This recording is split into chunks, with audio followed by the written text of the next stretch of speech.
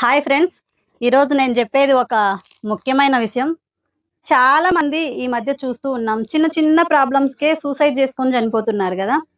కానీ అలాంటి థాట్ కానీ అలా ఎవరైనా చేశారు అని చెప్పినప్పుడు నాకు ఫస్ట్ గుర్తొచ్చే పర్సన్ మా నాన్న. ఏం చెప్పేవాడంటే, ఎవరైనా చనిపోయారంటే ఎవరైనా సరే ఏదైనా బతికి సాధించాలి, చచ్చి ఏం సాధిస్తారు, ఒకవేళ నువ్వు చచ్చిపోయావంటే నువ్వు తప్పు చేసావని అర్థం. నువ్వు తప్పు చేయలేదు అంటే బతికి వాళ్ళ ముందు ఏదైనా సరే నువ్వు నిరూపించుకోవాలని చెప్పేవాడు. అదే మాట నా చెవి చుట్టూ చక్కర్లు తిరుగుతుంది, ఎక్కడ ఏం జరిగింది అన్నా సరే. ఇప్పుడు డైరెక్ట్ మా నాన్నని అడుగుదాం, ఎందుకు అట్లా చెప్పేవాడు. చెప్తున్నానా, మా చిన్నప్పటి నుంచి నువ్వు చెప్పేవాడు కదా ఆ మాట. నేను చాలా సార్లు విన్నా, ఎవరన్నా చచ్చిపోయారంటానే పిచ్చా ఏమన్నా వాళ్ళకి చచ్చిపోవడానికి, బతికి సాధించాలి కదా ఏదన్నా అని. బతికి సాధించాల్సిన వాడు చచ్చిపోతే తప్పు చేసినట్టే కదా.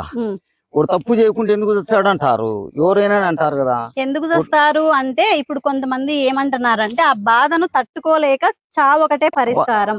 సావు అట్లా సావాలనుకుంటే దేశంలో ఎవరు మిగలరు, అందరూ చచ్చారు మామూలుగా. అయితే ఇంకా బతికి సాధించేనే కదా అది ఫలానోడు నిరూపించేది.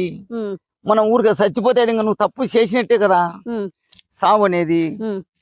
తప్పు చేయనప్పుడు భయం ఏముంది, మనం బతికి సాధించాలి. అది ఏది మన మీద ఎందుకు వచ్చింది ఈ నింద, దీని గడ్డకు చూడాలా అనేది ఇంకా షరతు పుట్టాలా.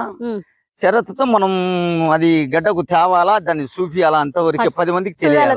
కసితో జీవించాలి, జీవితాన్ని చేయించాలా.